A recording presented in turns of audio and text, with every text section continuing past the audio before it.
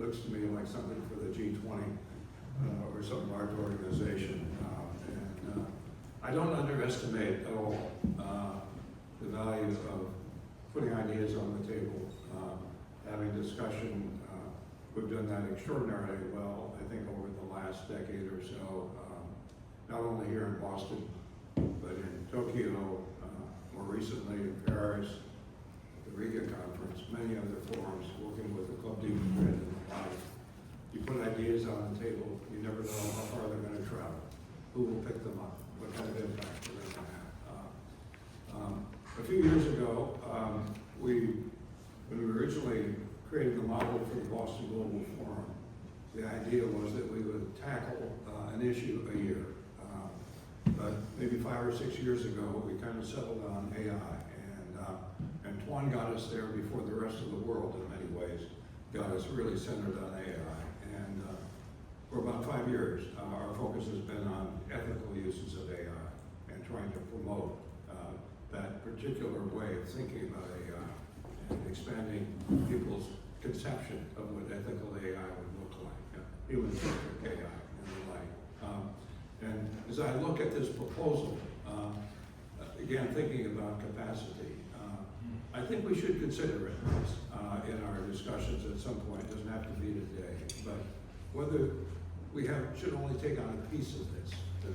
That's the ethical AI piece of the finance question, and not all these other pieces that we put on the table. I think it's an extraordinary vision.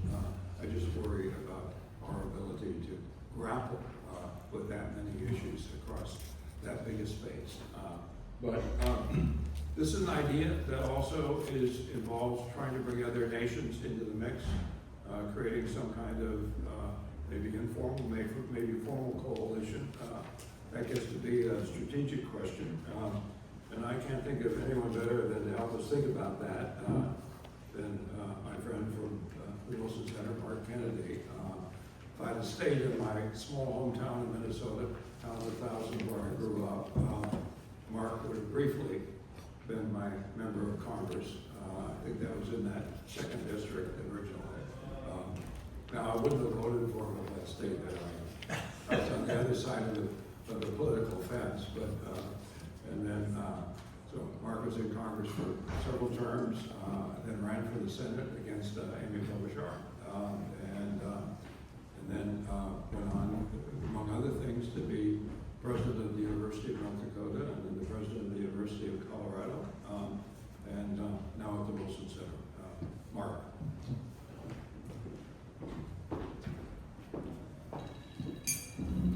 Thank you, Professor Patterson. It's great to be with you here again. I look forward to a conversation about, we've talked about the finance model, but the Boston Global Forum is also putting out a new economic alliance that they've talked about, and that's what I'm going to be addressing here today. And I really think that there's a profound realignment that is underway. It's not just in global politics, but it's in global technology. And the world is dividing digitally. China is accelerating this divide.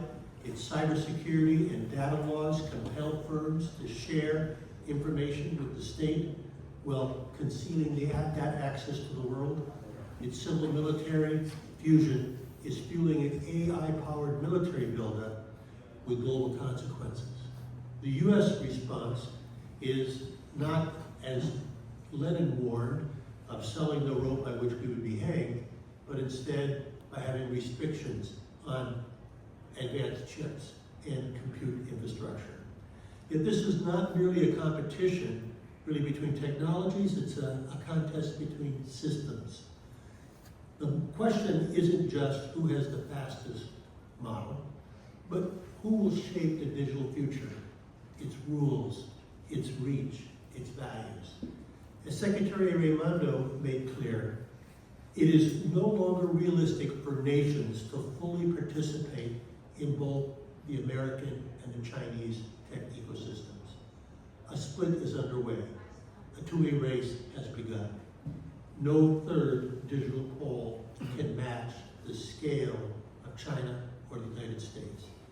Only these two powers combined the frontier models, the advanced compute, the global cloud reach. Here, the U.S. holds a distinct advantage. The majority of digital content, scientific research and training data is in English. This gives American-aligned models a structural advantage in reasoning and global relevance.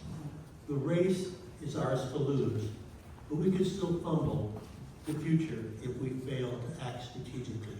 And I'm going to outline 5 steps that I think we need to take. The first is we need to build a trusted alliance, not a fragmented ecosystem. The Boston Global Forum's new economic alliance reflects a central truth. We cannot go it alone. The U.S. must deepen its partnership with traditional allies like the UK, Japan, South Korea, and the EU. We must forge tighter alliances with India. But we also must reach out to rising powers like Vietnam, Brazil, Kenya, and many others. But there's 2 internal risks that I see that could fracture this coalition from within. First, the European Union's drive to be a regulatory superpower threatens to divide the democratic tech sphere. While well-intentioned, overly rigid AI rules risk stifling innovation, as well as creating incompatibilities with trusted partners. The answer should not be regulatory convergence, but interoperability, allowing systems to work together securely, upholding rights, and safety while encouraging innovation. That's why the Wabe Institute convened a roundtable in Geneva alongside the WTO's Global Forum last September to explore how can we ensure democratic models of AI leadership can remain dynamic, responsive, and aligned across borders. The second risk and the second step is U.S. has the risk of overcorrecting. Our export controls currently allow unrestricted access to just 18 countries. That's left out is 22 NATO countries, India, Israel, and others that could and should be part of our trusted system. Every country America excludes, China would be happy to include. Security and market access must go hand in hand. Restricting too much too fast will undercut U.S. firms, cede ground to China, and drive neutral countries towards Beijing's orbit. That's why we must establish clear, credible pathways for nations to earn access to U.S. models and infrastructure, especially those that already are aligned with our security interests. Global trust in U.S. companies is a strategic asset. We must not squander it. My third step is that we need to come up with the right answer as to a trusted open model. China is not just exporting hardware, it is exporting influence through code, cloud, and AI models. DeepSeek, Beijing's open source large language model, is a primary example. Technically impressive and low cost, it markets openness while tethering its users when used within China to censor data, China's infrastructure, and continuous dependency.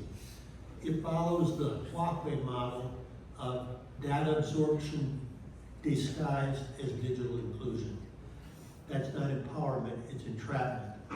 To counter this, leaders like Sam Altman and Eric Schmidt have urged that the U.S. needs to back a trusted open source alternative, one aligned with democratic values, transparent in training, and safe by design. I don't know that we have the answer, but this is something we need to come up with the answer.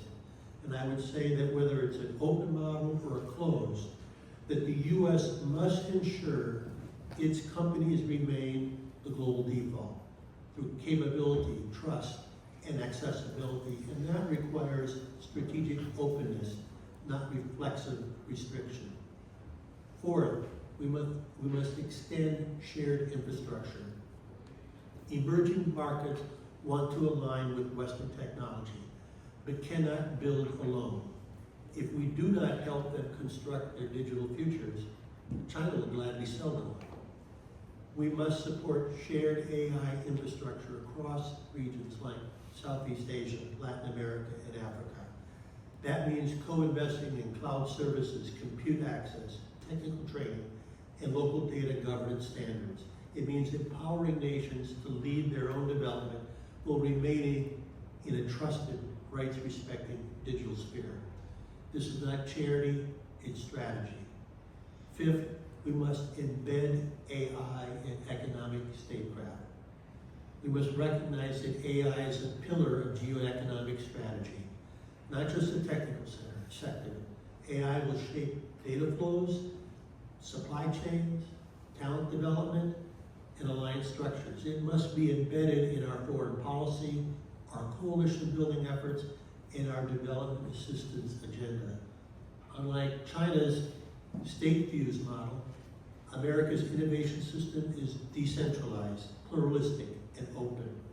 This is a competitive advantage, but we must empower U.S. firms to operate globally in a way that advances the shared interest in a free and trusted digital future.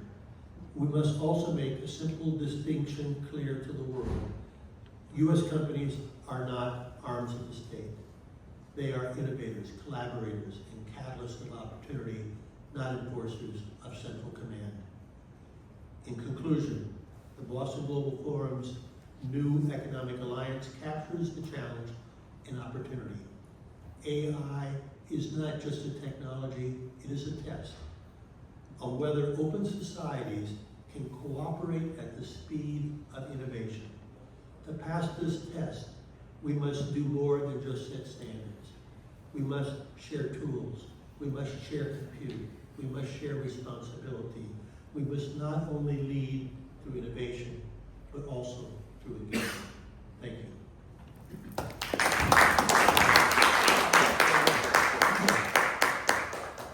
Good. Thank you, Mark. Questions, thoughts, observations, responses? I'd love to hear from Audrey just on how she thinks about the distribution of different investments. You've been working very closely, obviously, with the team that pioneered the ideas that Representative Kennedy was just talking about around trusted tech stacks. And I wonder if you could give us an update about your perspective on that. Certainly, yeah, we had a brief exchange just before this talk. The main idea is that the openness of technology and the safety of technology need not to be a binary choice. I remember a year and a half ago at the Bletchley Park Summit, there's very much a rift between the people who are pro-security and safety and people who are pro-openness. So much so that we drafted a joint statement on AI safety and openness to figure out how to create kind of a non-militarized and a common ground between the two communities.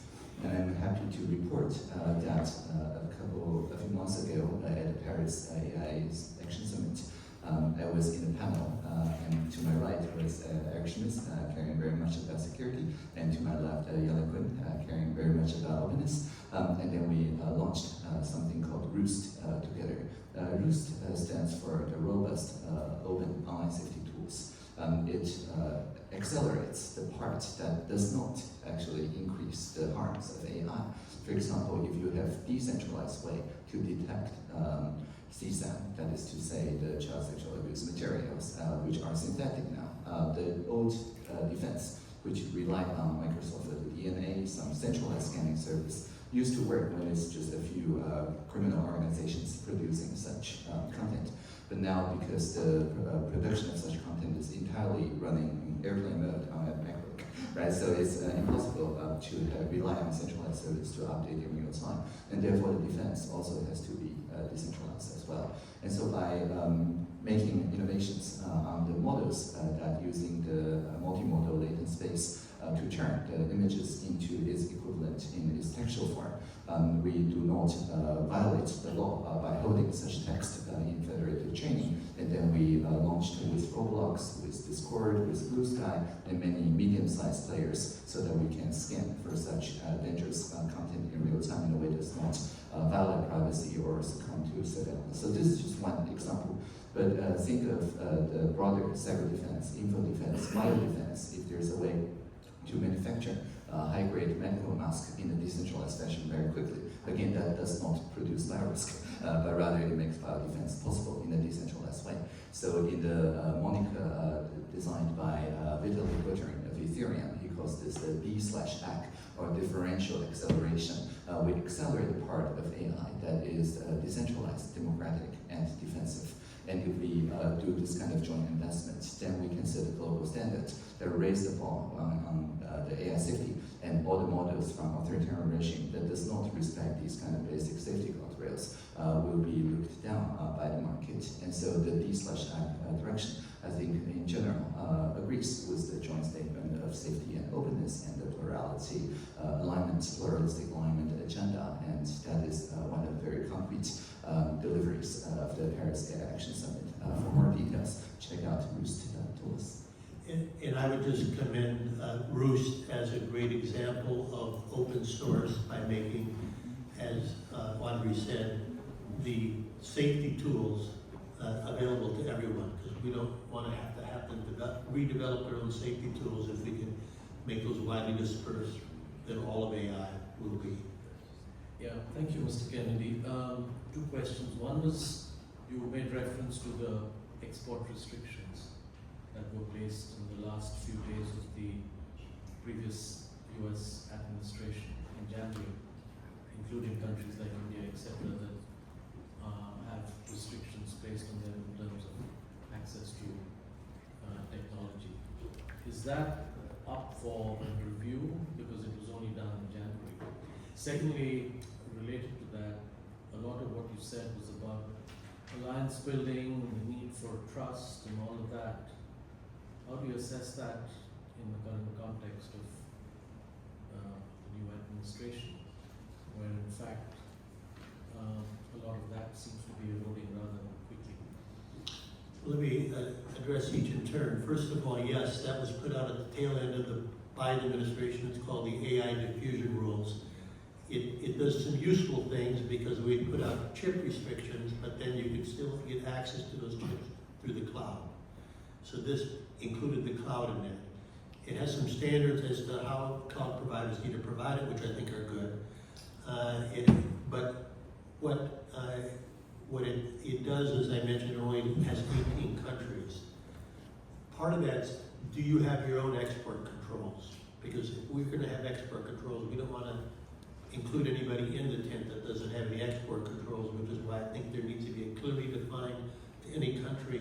If you want to be in our ecosystem, here's the kind of functionality you need to have within the country. But there's also protectionist measures embedded within that as to what percent of the compute we need to keep within the US, what percent of the compute we need to keep within those 18 countries, and what those 18 countries can do outside. So I fear that if it comes to a country like Kenya, Brazil, or Vietnam, that they may be restricted of servicing that country's needs and sort of handing the market over to China. I worry that the next administration may actually ignore those limitations and make it even more strict. So we need to watch that very closely. I hope we have a long game with what we're doing now, because if the long game is to say we want to break down the trade barriers amongst countries, and so U.S. is going to put up trade barriers until you come to the table and talk about lowering your own.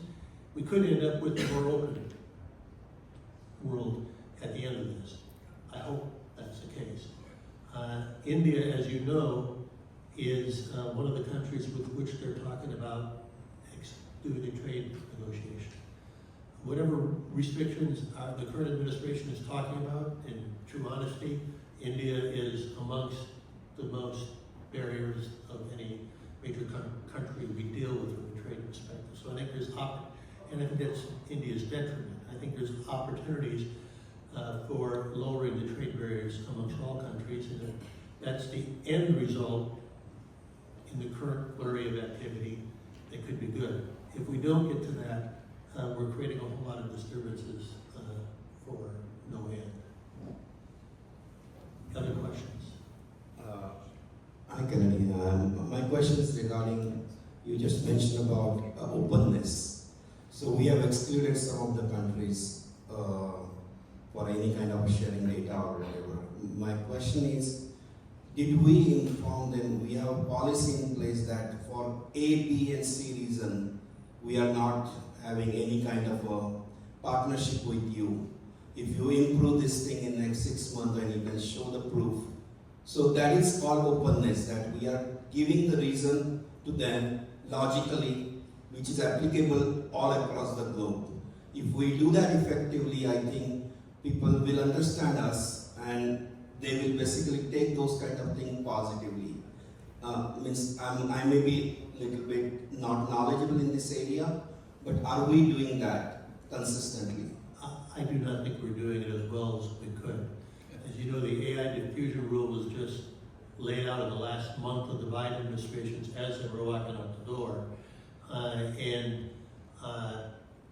They tell me in the long document that there is the discussion of creating the pathways, but I don't think those pathways to being in the tent are well defined and certainly are not well communicated. And I think they need to be, because my prior comments about life as a game of addition, not subtraction. If we only really truly have 18 really good friends, allies, we're limiting the reach we could have. We should want to have 40, 50, 100, 150. And so give them the path to get there, and I think many will. Many EU countries are not included there. The EU is there a Europe? They decentralize the implementation of things like export controls to the country. So when EU argues that everybody in the EU should be in it, we're saying if you're going to diffuse it to the countries, if that country's not doing it, the standards for export controls, they're not in the tent, but we should be transparent about what that is. And not just transparent, but communicate it and encourage other countries to come inside the tent. Just a follow-up. Do you think that things will be resolved in transparency and the communication in next 3-4 months, or? I would hope so, but another part of the challenge we're taking on is this is all within a very small slice of the U.S. Commerce Department, which is staffed with a very complex implementation, and just getting staffed up again with the change of administration. So I'm not sure. There's a lot of debate within Congress. We haven't really created the capacity within the government to really manage strict rules like this with really good responsiveness to the other countries. Similarly, on the trade front, by putting up the idea of every country in the world, we're putting up tariffs, come and talk to us about a trade agreement. It's not easy to negotiate a trade agreement. We don't have the staff within the U.S. trade representative to do all that in a hurry.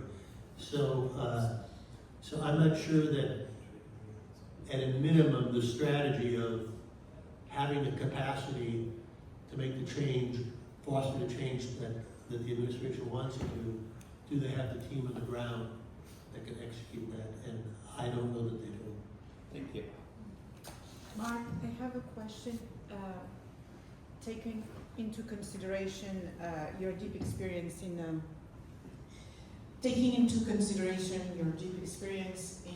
the U.S. and international affairs, can you tell us, in your opinion, how the G7 and the G20 can play a role in coordinating these ethical response to the disruption through AI? I think you're having a challenge with the heightened strategic competition that we have today, that any organization that has both US and China in as a forum for conversation, not a forum for action. So I'm not saying we should have the G20. It's a great forum that has the opportunity for the US and America to come together with everybody else. But I think really the key pillar of global action is more the G7. And I think what you're finding is that China is trying to make the BRICS an alternative to the G7 and create a competition between the two. What has helped the G7 is unity of action. And I always say that when people ask what's the most important thing that happened out of G7, I said the first thing is they agreed on something. And that's not always easy to do. G7 has done a fairly good job of reaching out, particularly when Japan was hosting, reaching out to other countries as observers and trying to bring them in, and I'll probably be writing a piece to say that perhaps the G7 should be added to. The challenge is that the more you add to it, the harder it is to get that unity. But you want to keep that unity, and you want to have it be as big and broad as you can and still get the unity. And then you want to make sure you have outreach to other countries. I think there's a huge, such a wide variety of views with the BRICS that's getting added to by adding more people to it, that the likelihood that the BRICS are going to get any kind of cohesive action is minimal. It's also there, India is in a fulcrum point there where I think China is taking India for a ride in many ways on the BRICS in a way that's making India increasingly uncomfortable, and will have difficult decisions to make. But I think the G7 is central to U.S. leadership. A bigger, broader issue, which I may not be able to solve, is all the other multinationals, particularly the World Trade Organization, on which our Global Trading Foundation rests. Yet there is a lot of people that are ignoring it or thinking that we don't need it anymore. But every other trade relationship is built on a WTO base, and we need to figure out something there.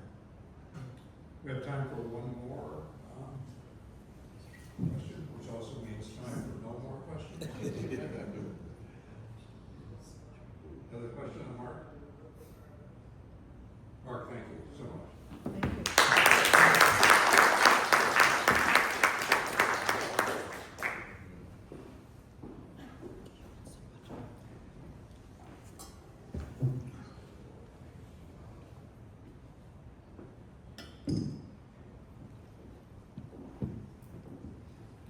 So occasionally we do get out of our comfort zone and step into areas that we don't know anything about. And we did that about 2 months ago or so.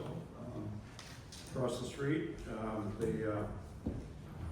we hosted the director of film from Vietnam and put in the room principals from the film industry in New England. The idea was to think about collaboration and possibilities for bringing the two countries more closely together through working together on film. And one of the outcomes of that, and the conception for it actually originated here, is creating a state-of-the-art film studio in Vietnam. And looks like it will be in the Trang, which is my favorite city in Vietnam. I don't know if you've ever been there. It's one of the most beautiful cities in the world. We'll talk a little bit about that, and I think there are going to be a few films. Tuan, right? You got a few films teed up, not today? No. I thought there were a couple. Yeah, already. So, where would you like to take this discussion at that point? It was my kind of understanding there were a couple of short clip films, and so I have not prepared except to watch and listen. That comfort zone. I'd be happy to respond to you know, that's just kind of a separate initiative. It was a kind of a window of opportunity that came up. Seemed to make sense in terms of trying, one of the original goals of the Boston Global Forum was to bring people from different cultures and values and the like together to create understanding and the like. And so that, I think, was in that part of our portfolio. It's going to be an ongoing collaboration. The New England film people are very excited about the possibility of doing work with and in Vietnam. And obviously, the state of the art here in the movie industry is substantially higher than it is at this moment in Vietnam. So this could be a huge mutual benefit, I think, to that sector of both economies. And when I think about in terms of the possibilities in Vietnam, in January, I was in South Africa. I also put on a little different hat. I'm doing a little film venture of my own. So I was with the leading production company in South Africa, and they're eating Hollywood's lunch, as you might expect. They can produce films for about 30 cents on the dollar compared to what you could do in Hollywood. They did the recent Maverick film there, for example, so they could do really high-end films. And you know, I think that's the vision that Tuan has, I share, and the head of film in Vietnam also shares that somewhere 10 years down the line, 20 years down the line, this new film park, if it actually gets constructed, it looks like it will be state-of-the-art and have some extraordinary amenities as well. It's on the South China Sea, so it will be one of the few studios that has its own marina, and you have your own marina, and you have some villas and some condos and a nice hotel and everything overlooking the South China Sea. It's going to be a very inviting venue. Now, of course, at this point, it's just an idea on paper, but it seems to be moving along, and it started across the street 2 months ago. So, and thanks to Tuan for pulling that together. So is Minister Nagayama going to speak as well? Is he going to be typed in? Yeah.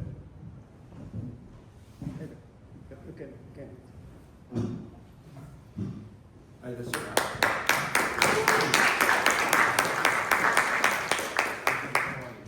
ahead, you can lead us off. Thank you.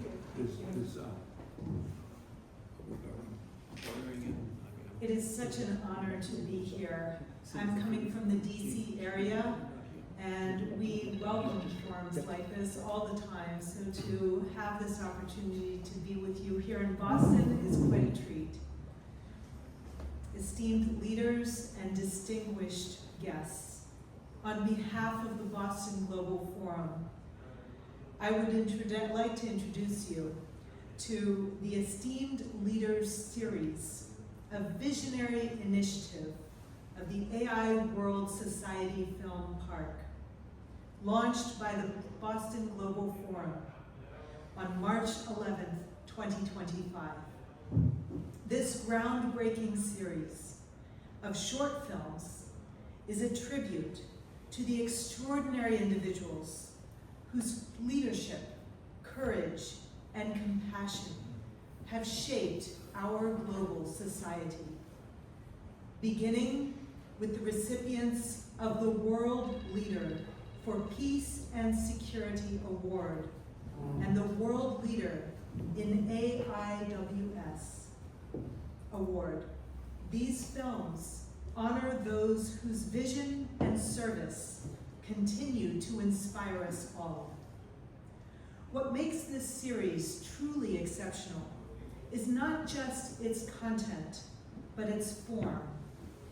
Crafted using a bold new cinematic format, each film weaves AI-driven storytelling with immersive visuals and emotional depth to elevate both heart and mind. Powered by Studio Verse, a cutting-edge platform integrating real-time AI editing and virtual and augmented reality, and ethical production, aligned with the 7-layer AIWS ethical model and the Boston Finance Accord for AI Governance 24/7. These stories become not only reflections of the past, but also beacons for our shared future. Created with accessible tools, from the simplicity of an iPhone to the sophistication of studio versus advanced post-production, this series democratizes filmmaking while upholding the highest artistic and ethical standards. Each short film is a compact yet powerful narrative that moves the soul and inspires action. Filmed across the world's most iconic cultural and intellectual capitals, Boston, Washington, D.C., Tokyo, Paris, Rome, and beyond. These works unfold within majestic castles, concert halls, national parks, and historic centers of learning like Harvard, Oxford, and Stanford. The screenwriting is lyrical, epic, and poetic, designed to uplift the human spirit and honor the timeless virtues of leadership. The inaugural film in this historic series pays tribute to Prime Minister Shinzo Abe, recipient of the 2015 World Leader for Peace and Security Award. His legacy, particularly his vision for a free and open Indo-Pacific, continues to guide our efforts to build a more cooperative and enlightened global society in the AI age. We invite you to join us on this cinematic journey, where history meets innovation, where the past lights the path to our future, and where the stories of great leaders stir not only the imagination, but the soul of humanity itself. May this endeavor lend assistance in the manifold and diverse dimensions of civilization building, opening it to new frontiers of learning. Thank you.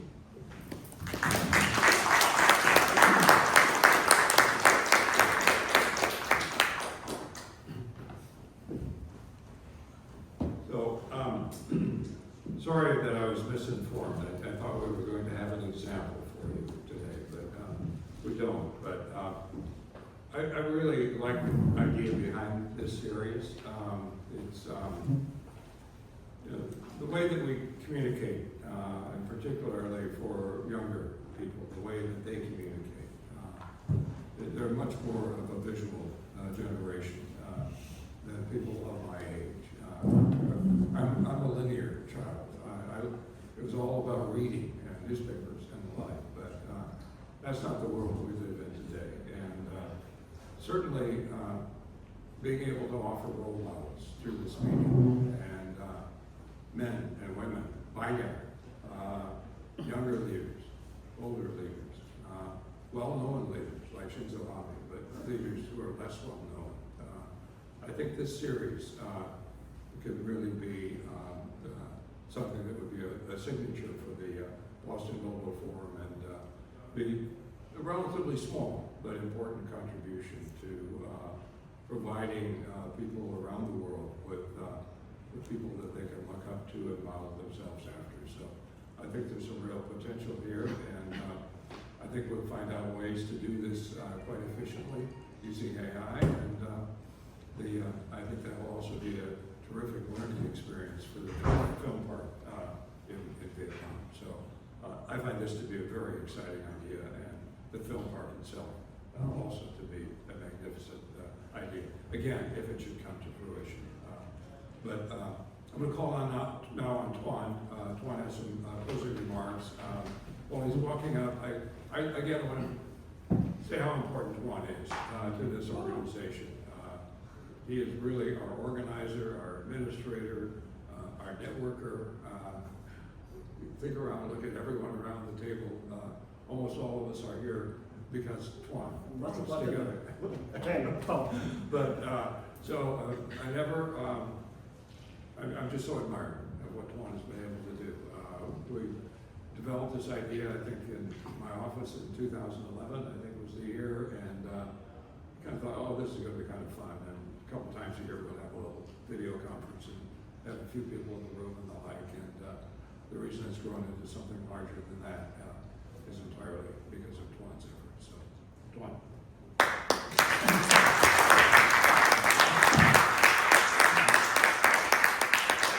Thank you so much, Tom. Thank you so much for all our dear friends came here and great contribution from your intellectual brain and special heart. So we are very, very honored to welcome you and get your contribution. And we will do with your ideas, your contribution.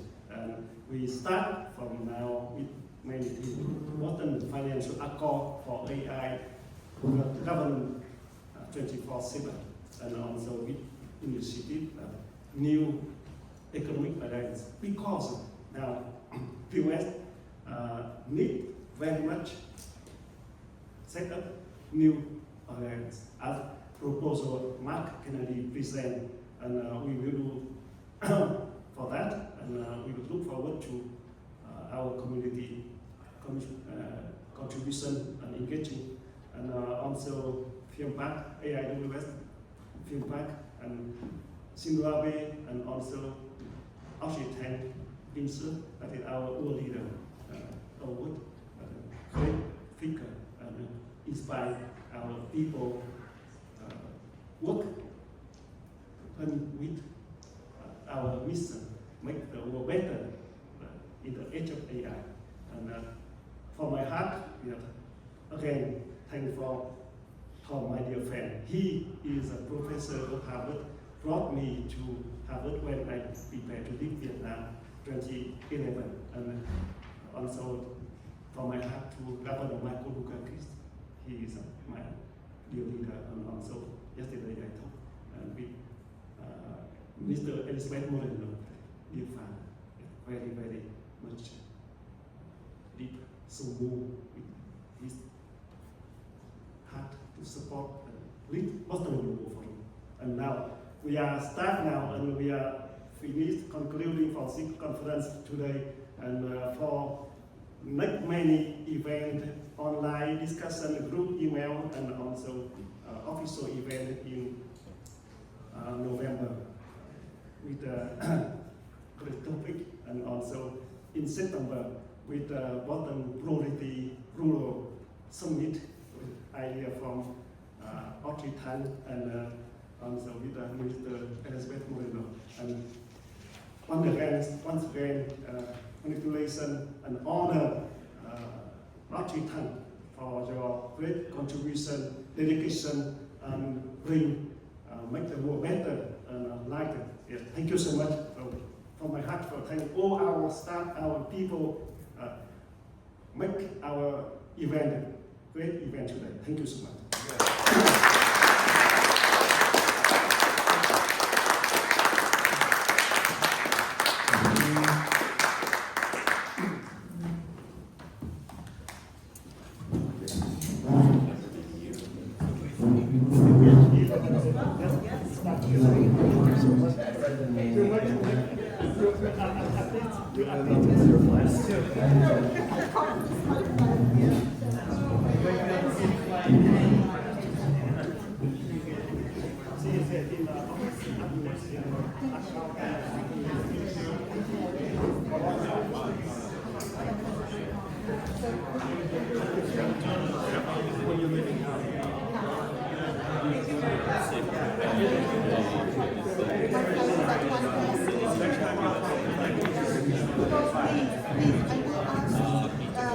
I will see with you how we can organize that. It's easy to organize. Okay. Okay. I just saw you.